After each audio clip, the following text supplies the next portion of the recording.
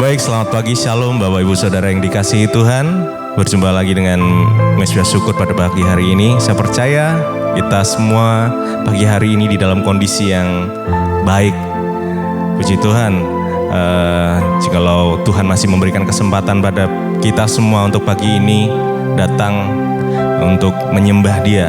Mari kita sama-sama satukan hati, kita mau berdoa. Tuhan Yesus, kami mengucap syukur Tuhan buat pagi yang indah ini Tuhan, buat anugerah Tuhan yang luar biasa di dalam kehidupan kami. Kami bersyukur Tuhan, jikalau kami masih boleh diberikan kesempatan untuk kami pada hari ini boleh memuji, menyembah Engkau Tuhan. Sebelum kami mengawali setiap aktivitas kami mau datang bersujud, kami mau datang menyembah, kami mau datang menghadap tahta yang kudus, yang indah, yang luar biasa. Biar Tuhan bersemayam atas pujian penyembahan kami. Terima kasih Bapak, terima kasih Tuhan. Terima kasih Tuhan. Kami akan menyanyikan melodi-melodi tentang iman kami kepadamu Tuhan. Sampai jiwa kami percaya, sampai hati kami mendengar lagu pengharapan. Sebab pengharapan itu di dalam Tuhan saja. Oh, terima kasih, terima kasih. Terima kasih Tuhan. Mari sama-sama sembah Dia. Oh, terima kasih Yesus. Kami mau bersyukur Tuhan. Kami mau menaikkan syukur kami, pujian kami. Terima kasih Tuhan. Ku kan bernyanyi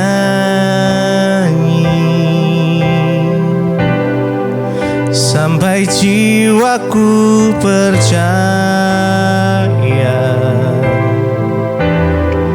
sampai hatiku mendengar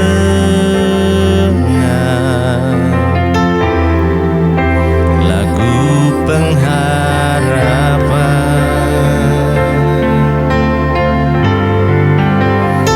Bukan berserah,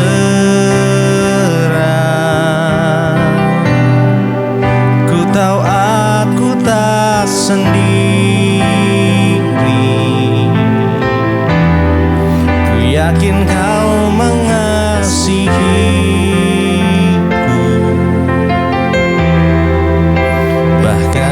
di dalam api pun ku kan menyembahmu.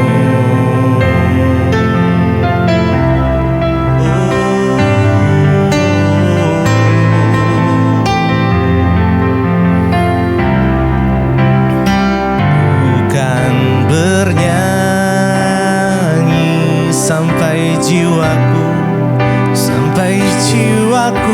percaya, sampai hatiku mendengar, sampai hatiku mendengar lagu pengharapan, lagu pengharapan. Ku kan berserah, ku kan berserah. Ku tahu aku tak sendiri, aku tak sendiri. Ku yakin Engkau mengasihiku, ku yakin Kau mengasihiku. Bahkan di dalam api pun, bahkan di dalam api pun, ku kan menyembahmu, ku kan bernyanyi.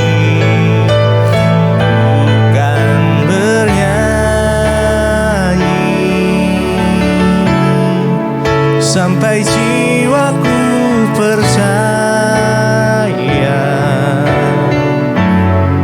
sampai hatiku mendengar lagu pengharapan. Ku kan berserah, ku kan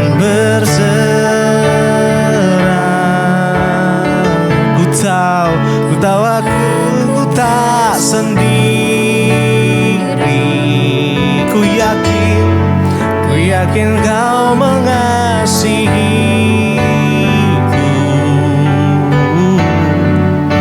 bahkan di dalam apimu. Ku kan menyembahmu,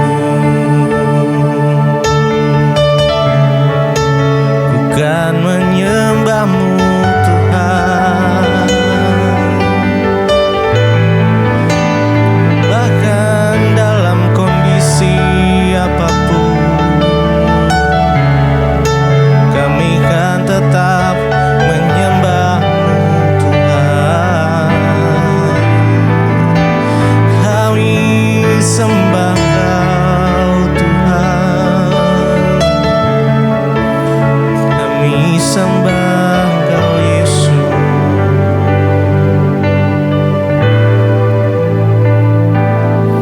Ini aku percaya, tiada yang mustahil bagimu. Kuasa-Mu kuatkanku, dasarku berharap dan kami berserah. Kini aku berserah pada rancangan-Mu bagiku. Ku ikuti panggilan-Mu, ku kan setia sampai akhir hidupku. Kini aku percaya, oh kini aku percaya, tiada yang mustahil, tiada yang mustahil bagimu. Kuasa-Mu Tuhan, kuatkanku, dasar kami berharap. Kini aku berserah, kini aku berserah pada rancangan-Mu, jangan-Mu bagiku. Ku ikuti panggilan-Mu, ku kan setia sampai akhir hidupku.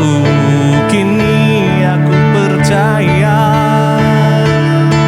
oh kini aku percaya, tiada yang mustahil bagimu. Kuasa-Mu kuatkanku, oh dasarku berharap. Kini aku berserah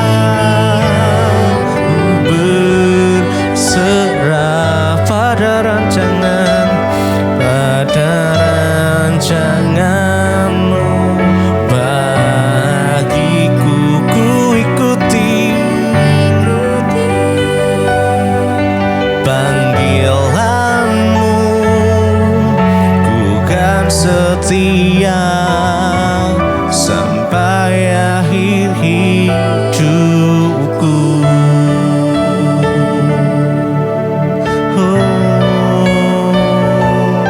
Ku kan setia kepadamu sampai akhir hidupku Tuhan.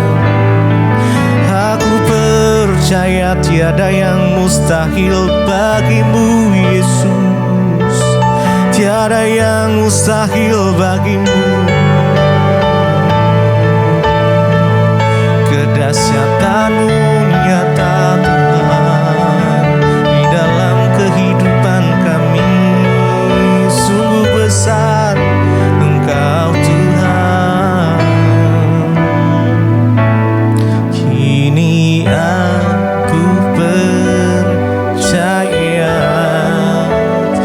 yang mustahil, mustahil bagimu. Kuasamu kuatkanku, dasar kami berharap. Oh Yesus, kini kami berserah. Aku berserah pada rancangan-Mu bagiku. Ku ikuti panggilan-Mu, bukan setia sampai akhir hidupku.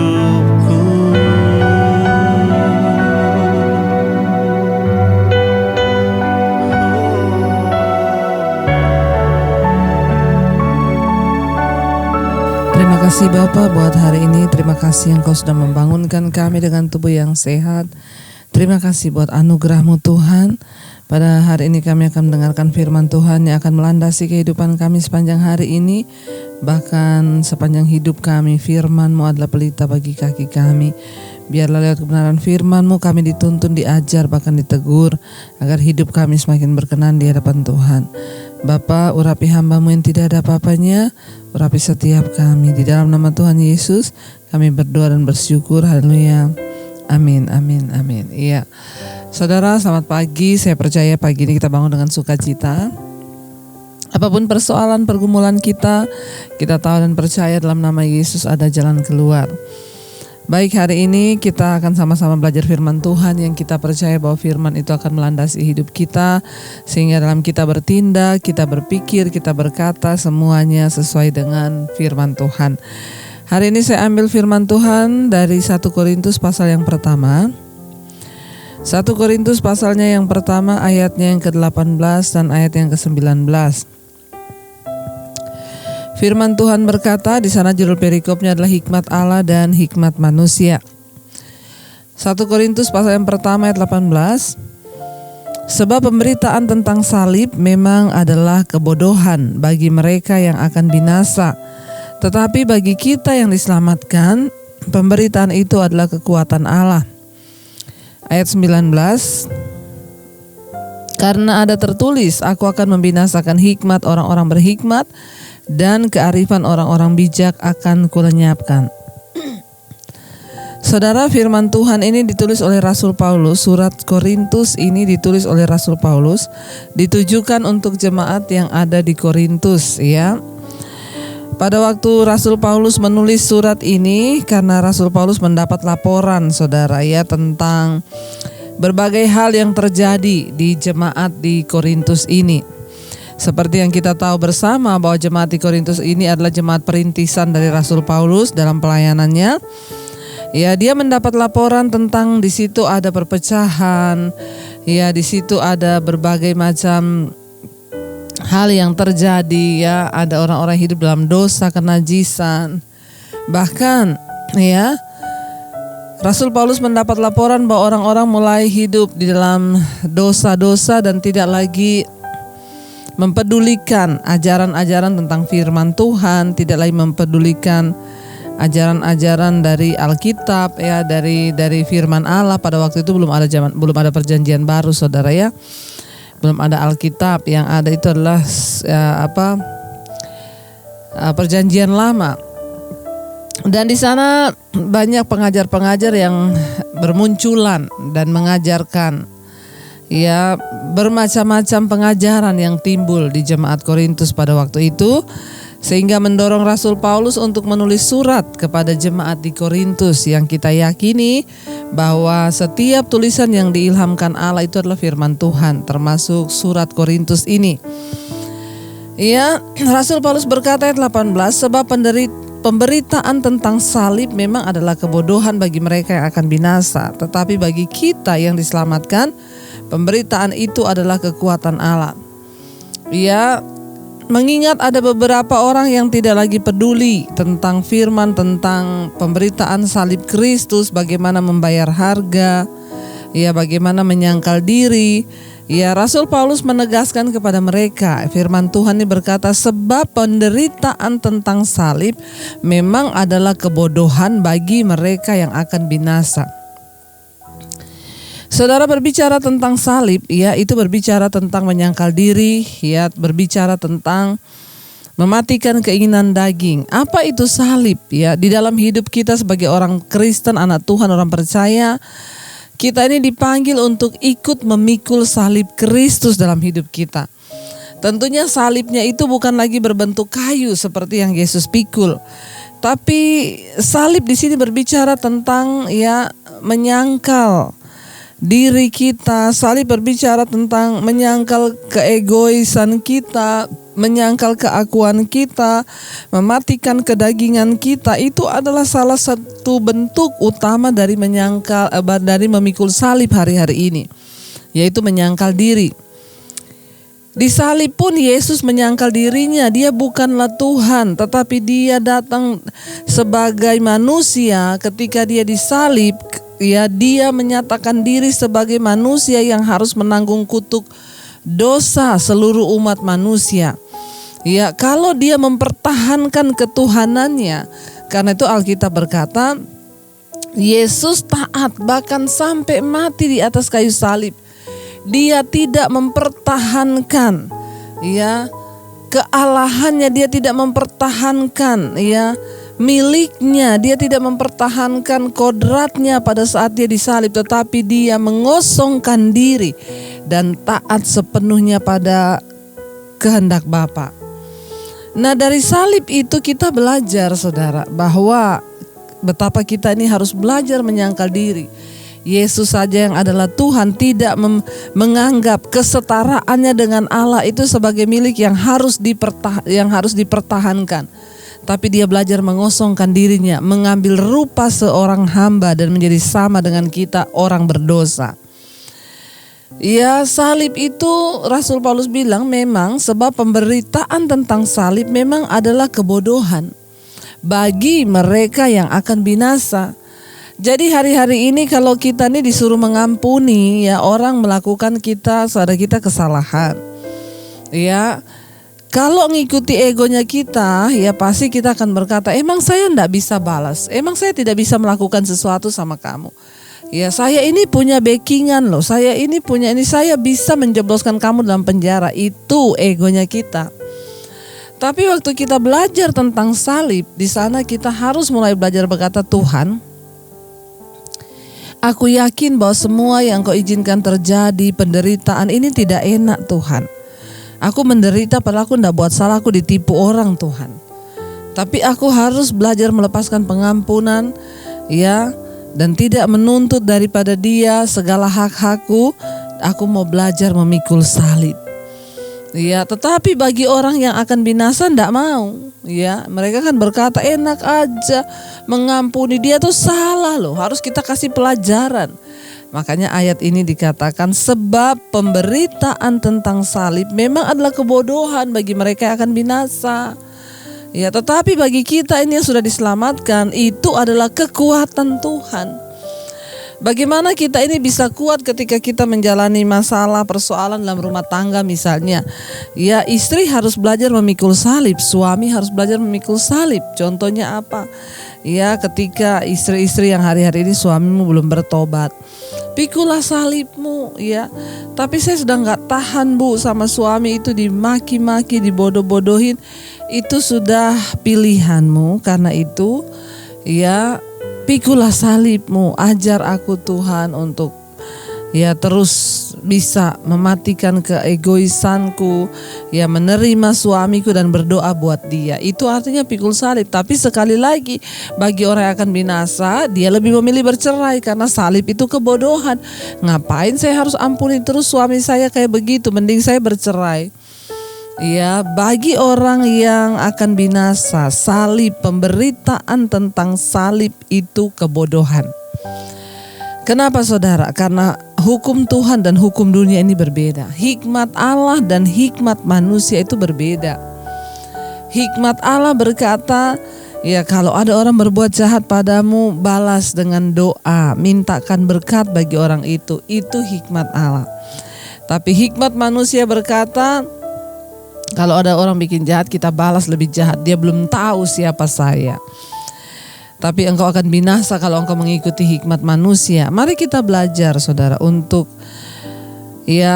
menanggapi pemberitaan tentang salib, tentang menyangkal diri, tentang membayar harga. Dalam segala hal, di dalam rumah tangga, dalam keuangan kita pun seringkali Tuhan akan proses. Rasanya berat Tuhan. Tapi aku harus menyangkal diriku dengan keuangan ini. Mungkin ini salib yang harus aku pikul Tuhan ya. Ketika saudara mungkin disuruh Tuhan untuk menabur atau melakukan sesuatu yang rasanya berat, tapi aku mau melakukan. Saya juga sering mengalami seperti itu. Tapi ketika memang itu Tuhan yang memerintahkan, itu salib. Berat. Salib itu artinya apa? Berat bagi keakuan kita. Tapi waktu kita mau melakukan, maka kita diselamatkan. Termasuk pengampunan. Ada orang-orang yang tidak mau mengampuni. Dia lupa bahwa mengampuni itu juga salib. Nah kalau kita mau diselamatkan, kita harus melakukan apa yang Tuhan ajarkan. Ayat yang ke-19 bilang, karena ada tertulis, aku akan membinasakan hikmat orang-orang yang berhikmat, dan kearifan orang-orang bijak akan kulenyapkan. Kenapa saudara? Orang-orang dunia ini yang merasa berhikmat, orang-orang dunia ini yang merasa arif, orang-orang dunia ini yang merasa mereka sudah benar. Yaitu tadi yang saya berkata, hukum Tuhan dan hukum dunia itu berbeda. Hikmat Tuhan dan hikmat manusia berbeda. Nah ketika kita menerima Yesus, maka segala hikmat manusia itu harus dibuang. Digantikan dengan hikmat Allah, sehingga kita tidak lagi hidup menurut hikmat manusia, tapi kita hidup menurut hikmat Allah. Waktu kita miliki hikmat Allah, bahkan kita bisa melihat keadaan yang suram menjadi sesuatu yang baik. Ada orang-orang yang berkata kepada saya, Bu, memang berat Bu, saya kehilangan suami saya padahal usianya masih muda. Tapi sekarang saya mengerti Bu, Tuhan itu mengizinkan memang harus seperti itu Bu. Dan saya bersuka cita Bu, bahwa segala yang Tuhan izinkan inilah yang terbaik. Itu orang kalau sudah menerima hikmat Tuhan, berbeda dengan orang yang punya hikmat manusia, akan terpuruk di dalam masalah, terpuruk dalam kesedihan. Tetapi orang yang punya hikmat Allah, hikmat Allah itu yang akan memampukan dia mengubahkan cara berpikirnya, sehingga dia bisa melihat hal-hal yang besar yang Tuhan sedang kerjakan di dalam hidupnya. Karena itu saudara, jangan pernah lelah untuk pikul salib. Jangan kita merasa bahwa itu adalah berita kebodohan. Suruh mengampuni enak aja, yang salah dia, saya suruh berdoa buat dia, bodoh banget. Nah itu pemberitaan salib memang kebodohan bagi mereka yang akan binasa. Tapi kita bukan orang yang akan binasa. Kita adalah orang-orang yang diselamatkan. Karena itu kita mau terus memiliki sikap yang mau bayar harga, memikul sesuatu yang berat. Tetapi kalau itu Tuhan yang mau, maka kita harus berani berjalan bersama Tuhan, memikul salibnya dan melakukan apa yang Tuhan mau. Mari kita renungkan firman ini. Terima kasih Bapa buat setiap kebenaran firman Tuhan yang membukakan cara berpikir kami, sehingga kami tahu apa yang benar, apa yang menyenangkan hati Tuhan. Ajar kami Tuhan untuk senantiasa melakukan firman-Mu sekalipun itu berat, namun kami mau Tuhan melakukannya. Terima kasih Bapa, terima kasih Tuhan. Karena salib-Mu ku hidup, karena salib-Mu ku menang. Engkau yang berkuasa, sanggup untuk melakukan mujizat-Mu, karena salib-Mu ku hidup, karena salib-Mu kami menang ya Tuhan, amin. Engkau yang berkuasa, sanggup untuk melakukan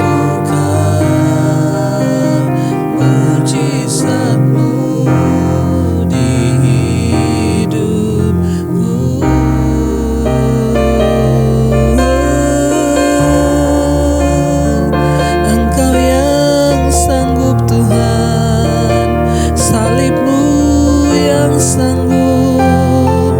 Terima kasih Bapa, terima kasih Tuhan. Terima kasih buat hikmat yang datang daripadamu Tuhan, yang mengubahkan segala cara berpikir kami, yang membuat kami semakin dewasa di dalam Engkau, bertumbuh dalam kebenaran-Mu. Terima kasih Tuhan, ajar kami untuk terus tekun memikul salib kami dan percaya pada perkataan firman-Mu Bapa. Sekalipun berat, tapi kami mau melakukannya karena itulah yang menyenangkan hati Tuhan. Berkati setiap mereka yang setia mengikuti Mezbah Syukur, bangun pagi mencari Engkau, memuji menyembah Engkau. Tuhan berkati. Terus Tuhan sertai mereka yang bekerja di luar rumah, di luar kota, di dalam rumah, dimanapun kami berada, perlindungan Tuhan sempurna. Hari ini menjadi hari berkat, sukacita, damai sejahtera bagi kami. Yang sakit Engkau sembuhkan dan pulihkan Tuhan. Bahkan yang berbeban berat Engkau berikan kelegaan. Yang berulang tahun hari ini Tuhan memberkati dengan umur panjang di tangan kanan, kekayaan hormat di tangan kiri. Biarlah kami boleh senantiasa menyenangkan hati-Mu. Berkati bangsa dan negara kami Indonesia, Bapak Presiden Jokowi, seluruh jajaran kabinet yang ada. Damai Indonesiaku, selamat Indonesiaku, karena Tuhan mengasihi bangsa ini. Kami perkatakan berkat buat bangsa kami Indonesia. Terima kasih Bapa buat segala kebaikan-Mu. Kami mau berdoa Bapa kami imani dan percayai semua akan terjadi dalam hidup kami. Bapa kami yang ada di dalam sorga, dikuduskanlah nama-Mu, datanglah kerajaan-Mu, jadilah kehendak-Mu di bumi seperti di sorga. Berikanlah kami pada hari ini makanan kami yang secukupnya, dan ampuni kami akan kesalahan kami, seperti kami juga mengampuni orang yang bersalah kepada kami. Janganlah membawa kami dalam pencobaan, tapi lepaskan kami daripada yang jahat. Karena Engkau yang punya kerajaan dan kuasa dan kemuliaan sampai selama-lamanya. Mari buka hati dan tangan-Mu, terimalah berkat dari Allah Bapa, cinta kasih Tuhan Yesus Kristus, penyertaan Allah Roh Kudus menyertai hidup-Mu. Mulai hari ini bahkan sampai kali yang kedua Tuhan Yesus datang menjemput kita, nama-Mu tercatat di dalam kitab kehidupan. Dalam nama Tuhan Yesus yang percaya diberkati, katakan bersama, amin, amin. Tuhan Yesus memberkati saudara, shalom dan Immanuel.